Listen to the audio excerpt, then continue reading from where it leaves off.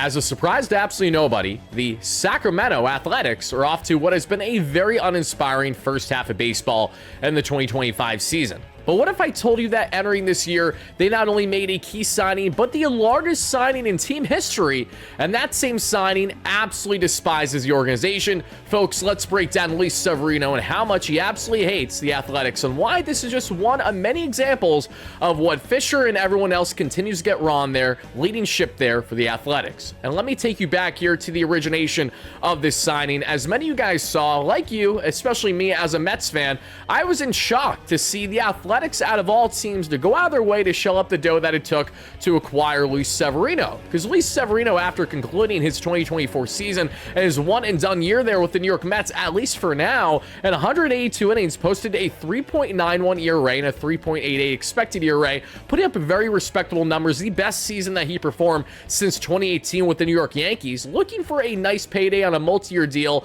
And even after approaching the New York Mets with a 2-year $40 million offer, the Mets decided to sign Frankie Montas, funny enough, former Athletic, for $6 million less. Fast forward then, who does he sign with? He does in fact land with, yes, the Athletics there on a 3-year, $64 million deal, which includes a $10 million signing bonus and a player option after the 2027 season, if I'm not mistaken. And this was big news at the time because if you guys know the A's, they don't send whatsoever. They do not spend a single dime. This is the same A's team that's notorious for losing all their key former core groups, whether it's guys from the Marcus Semiems, the Matt Chapmans, the Matt Olsons of the world, all just because they wouldn't pony up the dough to actually keep that core group there or build around them outside their own in-house talent. This has been previously the Oakland A's MO throughout their entire existence of an organization. And if you're an A's fan watching this, then you know all too well you're far too familiar with things not working well, not in your favor, and your team doing anything but actually spend and allocate dollars properly. So then when you see your beloved Oakland A's not only move out of Oakland, but to move into Vegas, that they are multiple years removed currently in the case of not only them having to build up an entire stadium, but also getting clearances in every which way, shape, or form.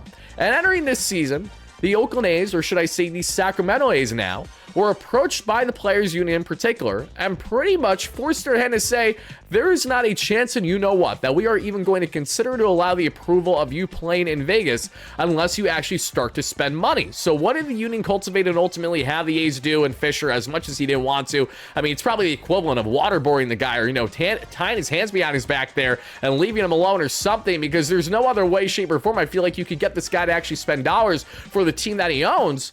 But they do in fact spend, and they set pretty much a floor of a certain amount of $1 million that they felt the need to spend, leading them to obviously ink Luis Severino coming off of what was a strong but nothing crazy 2024 season on that 3-year contract. So Severino obviously excited to get the big payday, not so excited to play with a team that's far from contending the way that he was with the Mets in the NLCS, just a couple games shy of the World Series a year ago. But he took the dollars, he prioritized his family, and that's perfectly fine. But here's what starts to change, and here's what leads us to our discussion. We know the A's are notorious for when it comes to obviously having some of the worst facilities imaginable, and this goes back to obviously their many years in Oakland in the Coliseum, universally deemed by many as some of the worst facilities that you could possibly take part in unless you are a true baseball lifer and really appreciate what it means to not only be an Oakland A's player, a fan, but someone who appreciates all the good, the bad, and the ugly that comes with the organization and the stadium that they were long playing in. But fast forward, everybody, to the 2025 season, and they're not just playing in any stadium, they're playing in Sacramento, where the River Cats play. And in case you guys don't know, the River Cats are the AAA affiliate there for the San Francisco Giants, and somehow, someway, Major League Baseball figured out a way to formulate a structure where both the A's and the River Cats both are playing at that same stadium all season long. It's very impressive that they managed to figure that out, because when you look at the structure of this stadium, it is exactly what you think it to be. It is a minor league ballpark. Nothing more, nothing less. And because of that reason, the A's, already with a shrinking fan base by the second after leaving Oakland, thought it would be a great idea to play the next couple years while their new stadium is under construction in Vegas, there in Sacramento in a minor league ballpark. Naturally, this has caused more outcry from fans who are disgruntled by every fashion of how this organization has been operating for what feels like forever. But then you come in and you have Luis Severino really disgruntled early on with the working conditions there at Sacramento. And this is something that he made note of pretty much heading into the season, how much of an adjustment this would be, because famously in a interview that he had there with SNY and others in the Mets' first matchup against the A's earlier this season, he went on to note, that these conditions are not normal, that they certainly are an adjustment to say the least to get used to, because now when you are done as a pitcher, you can't just go there into the clubhouse and let that be that, because no, you have to go all the way into the outfield to even get out of the ballpark. That's how it is there. They do not have at all a normal MLB structure of a stadium, and because of that, that's caused disgruntlement not only by the select fans that go there, but also by the players themselves. And Luis Severino has been on the absolute forefront of it, but why exactly is that? Well, let's get into it. Luis Severino so far this season, and what has been 104 innings pitched, has a 5.09 ERA and a 4.62 expected ERA.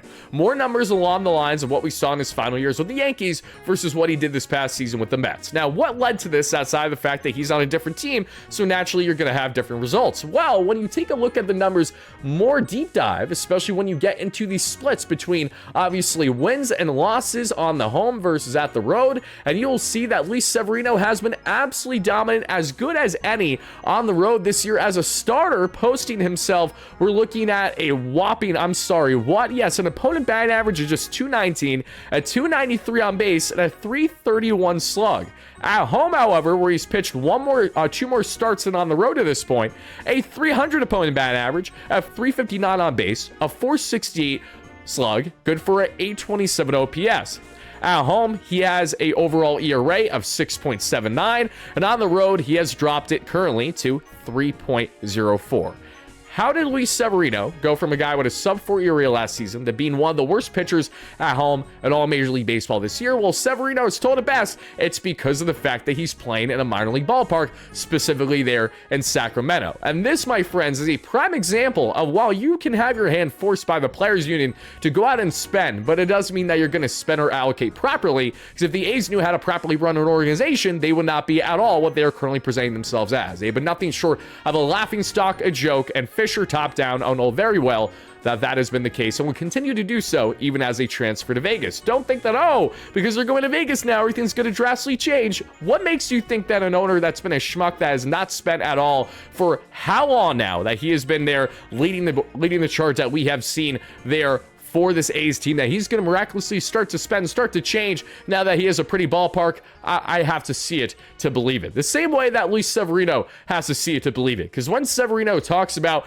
his work conditions, especially with how he's performed so drastically at home versus on the road, in reply in an interview, this is what he had to say, and I quote, "Because we play in a big league stadium on the road. We don't have that at home right now. It's not the same. It's not the same atmosphere. We don't have a lot of fans. Our clubhouse is in left field. So when we play day games, we just have to be in the sun. There's no air conditioning here too. It's really tough." So Severino has already laid it out exactly why he despises playing in Sacramento. And because of this reason, we have already seen reporting come out to suggest that the A's, quote unquote, cannot wait to trade away already their largest signing in team history just mere months after making it happen.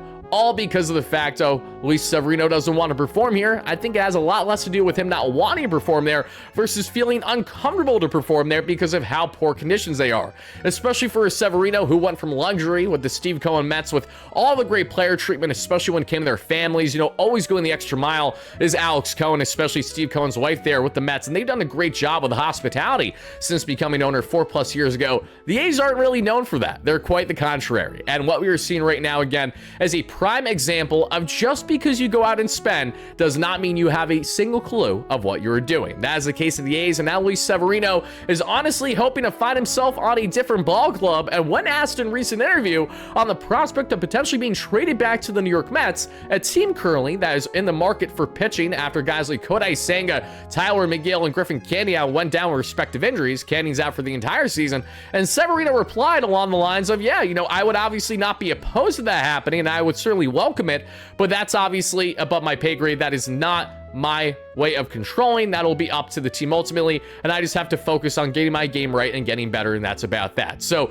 goes without saying, Luis Severino is expected to be in a different uniform come August 1st, if not there by certainly the end of July 31st, everybody. And if you are a fan of the A's, I would love to hear from you guys in the comments down below on what has been an absolute roller coaster, but an absolute you-know-what show of an organization on how they continue to be anything but properly ran in Major League Baseball. I mean, it really is telling when you have a team as much as the A's continuing to stick out like a sore thumb that they are. Yet here we are, fully expecting this team to go out and not necessarily spend, but go ahead and part ways with some of their key talents in the coming years after they blossom, because we know they're not going to allocate the dollars long term. They might do it for Luis Severino that they want to trade months after signing, but they're not going to lock down the players that actually mean to stay, at least with the A's. Will that change? We'll find out. But for now, the A's continue to be the laughingstock that has obviously not been great for their fans, nor has it at all been good for Major League Baseball. If you guys enjoyed today's content, please make sure to hit that like and subscribe on your way out. My name is Tyler Ward, better known as Wardy. Many of you guys know me from WardyMLB, where we cover the Mets here on YouTube. And thank you guys kindly for chiming in to our latest WardyMLB breakdown here, presented by our great friends at Stark Raving Sports. You guys can check out more content in the near future here on the platform for MLB-wide content. Make sure to check it out. Thank you guys kindly for that. I'll see you all in the next one. Peace out, everybody.